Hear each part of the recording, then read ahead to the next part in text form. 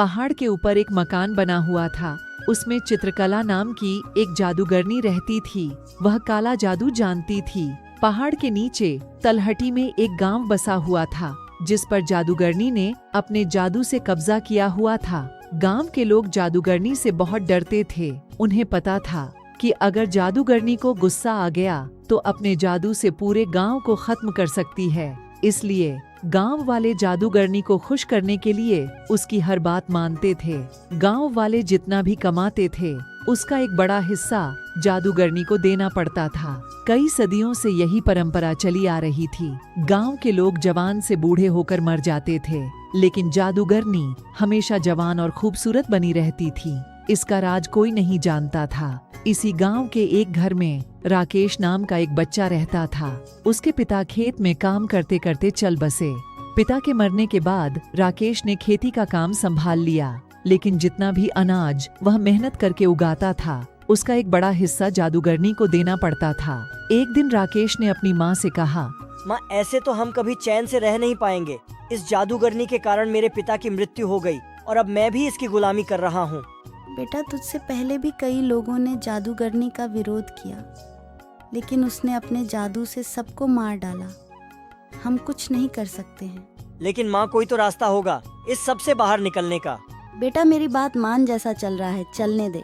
राकेश उस समय तो चुप हो जाता है, लेकिन उसके मन में जादूगरनी से गांव वालों को छुटकारा दिलाने की बात घर कर गई। राकेश अगले दिन से अपने खेत पर काम करने जाने लगा, लेकिन उसका मन काम से ज्यादा जादूगरनी में लगा हुआ था। दोपहर को राकेश एक पेड़ के नीचे खाना खाने बैठा। वहीं उसके बराबर के खेत के दीनानंद चाचा भी खाना खा रहे थे। दीनानंद चाचा से राकेश ने अपने मन की बात कही। राकेश की बात सुनकर उन्होंने कहा, बेटा, बात तो तेरी ठीक है, लेकिन काम बहुत कठिन है। इसमें तेरी जान भी जा सकती है।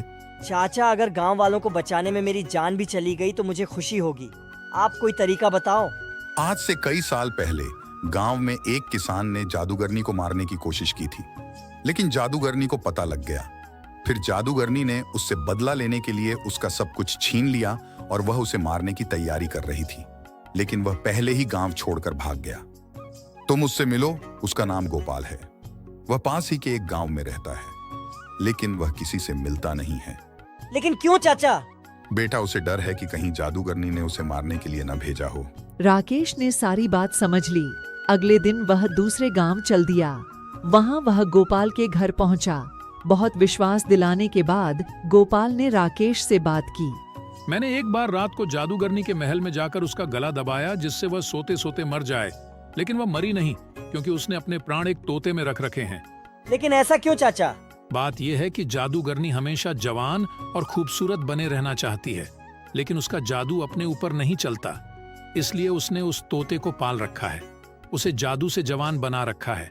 उसके अंदर जादूगरनी के प्राण हैं, इसलिए वह भी जवान बनी रहती है। अगर कोई उस तोते को मार दे तो सब ठीक हो जाएगा। राकेश गोपाल से विदा लेकर अपने गांव वापस आ जाता है। रात होते ही वह चुपचाप जादूगरनी के महल में पहुंच जाता है। वहां देखता है कि जादूगरनी सो रही है और उसके पास ही मेज पर एक पिंजरा था, जिसमें वह तोता था। राकेश तोते को हरी मिर्च खाने को देता है। तोता बहुत खुश हो जाता है। फिर राकेश उससे कहता है, तुम कब तक इस पिंजरे में रहोगे? तुम चाहो तो मैं तुम्हें आजाद कर सकता हूँ। मुझे कोई भी इस कैद से बाहर नहीं निकाल सकता। और कोई तो रास्ता होगा। अगर कोई मुझे मार दे तो मैं आजाद हो सकता हूँ। मैं मर गया तो जादूगरनी की जान चली जाएगी। उसकी जान जाते ही मैं दोबारा जिंदा हो जाऊंगा, क्योंकि मेरे अंदर 2 जान हैं। लेकिन तुम्हें कैसे मारा जाए जिससे तुम्हें तकलीफ न हो? तुम किसी तरह इस कमरे में धुआं भर दो।